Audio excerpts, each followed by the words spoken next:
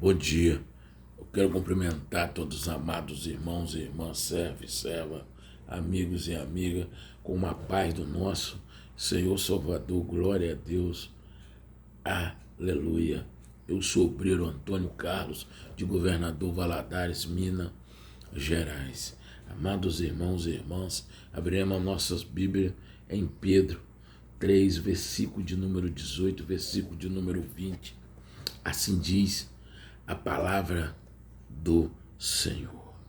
Porque também Cristo padeceu uma vez pelos pecados do justo e pelo dos injustos, para levar-nos a Deus, mortificado na verdade, na carne, mas vivificado pelo Espírito, no qual também foi, e pregou aos espíritos em prisão, as quais, noutro tempo, foram rebeldes, quando a longanimidade de Deus estava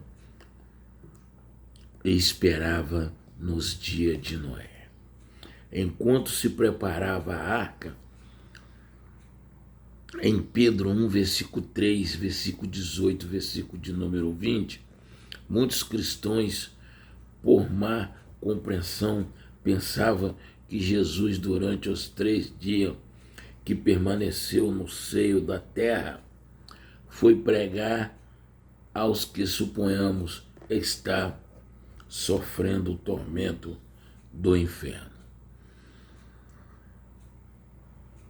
Em apoio deste ponto de vista, ainda cita as seguintes passagens: porque e por isso foi pregado o evangelho também aos mortos, para que na verdade fosse julgado segundo aos homens na carne, mas vivesse segundo Deus em espírito. 1 Pedro 4, versículo de número 6. Vamos por um momento admitir essa ideia, a ver se a mesma suporta um exame bíblico, já mostrando em capítulos anteriores que os mortos não estão nem no céu, nem no inferno, mas jazem inconsciente no pó da terra. Mas vamos admitir por um instante a teoria imortalidade da teologia popular. Se Jesus foi pregar o evangelho, os que estão ardendo no inferno, então resulta que deve para eles ainda haver alguma esperança. Foi-lhe pregar para que fim? Para que alguma esperança foi-lhe pregada.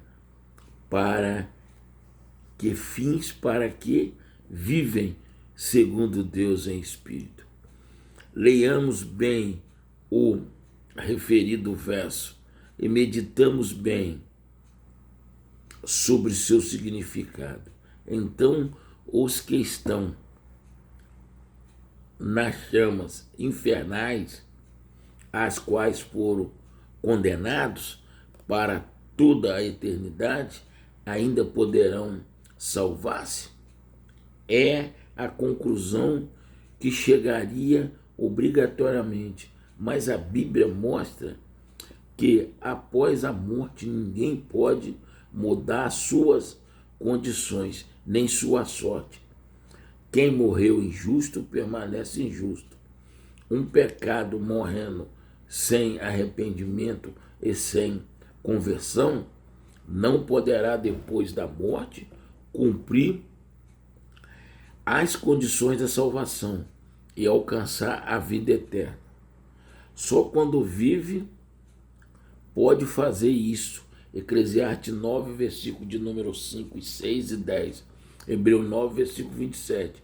O próprio moralista reconhece essa verdade, citando em seu apoio Lucas 16, versículo de número 25. E não há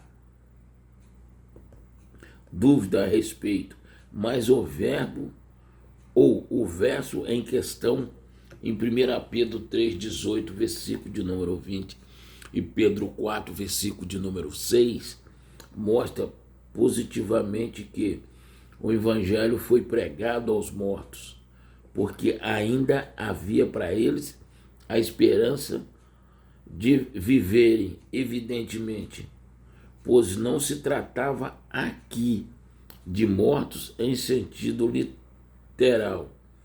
Todo crente, antes de sua convenção, era morto. O evangelho lhe foi pregado e ressuscitaram, estando nós ainda mortos, em ofensa e pecado. Deus, pelo evangelho, nos vivificou em Efésios 2:1, versículo de número 5. Ver também em Timóteo 5, versículo 6, Apocalipse 3, versículo de número 1. Assim diz a palavra do Senhor. Mesmo que nós estivéssemos morto no pecado, morto na lavície, morto como um ímpio, como um ateu, né, como um incrédulo, mesmo assim ainda há esperança. No ouvir a palavra, no ouvir um louvor, no ouvir um hino e nos transformar em cristão. Só o Espírito Santo de Deus que nos transforma e transforma, sim. Porque quando, amados irmãos, nós estamos sem Deus, nós estamos numa prisão. Que prisão é essa? Preso no vício do baralho, preso no vício da sinuca, preso no vício das drogas, preso no vício da bebida, preso no vício da mentira, preso no vício do ódio, da inveja, da contenda, da porfia, da ira e vários outros ainda. Essas são as prisões. Mas quando nós aceitamos Jesus, quando nosso único Salvador, todo cadeado, todas as correntes, todas as algemas são quebradas, são jogadas no chão, a nossa vida espiritual é restaurada e o Senhor passa a guiar a nossa vida, nós somos guiados pelo Espírito Santo de Deus, aleluia. Senhor, peço que o Senhor abençoe meu grande casamento com a minha esposa maravilhosa, Nenezinha, que eu amo demais, que já está abençoada em nome do Senhor. Peço também que o Senhor continue com a potente e poderosa mão do Senhor sobre o nosso lar, sobre a nossa casa, sobre o nosso casamento, sobre a nossa vida financeira, sobre a nossa saúde, sobre os nossos filhos, sobre os nossos netos. Está tudo sobre a mão poderosa do Senhor. Quem entrar por essa porta será abençoado. Ao sair também será abençoado em nome de Jesus. Peço que o Senhor continue com a potente e poderosa mão do Senhor estendida em direção à minha oficina, à minha borracharia, onde o Senhor me dá meu sustento físico, meu sustento humano, meu sustento terráqueo, mas meu sustento espiritual, onde o Senhor envia todos os meus fornecedores, todos os meus fregueses, aonde o Senhor está acampado com os anjos que o Senhor mandou para lá o segundo trono do Senhor, onde eu prego, oro, evangelizo, ganho alma para o reino do Senhor, onde o Senhor colocou um anjo de sentinela na direita e na esquerda com a espada de fogo, a espada de sangue desembainhada, para quando os falsos inimigos, meus falsos amigos, com olho grande, olho gordo, a inveja, a mentira, a porfia, a ira, a ódio, contenda, porfia, fofoca, disse-me disse, cai tudo por terra em nome de Jesus, amém.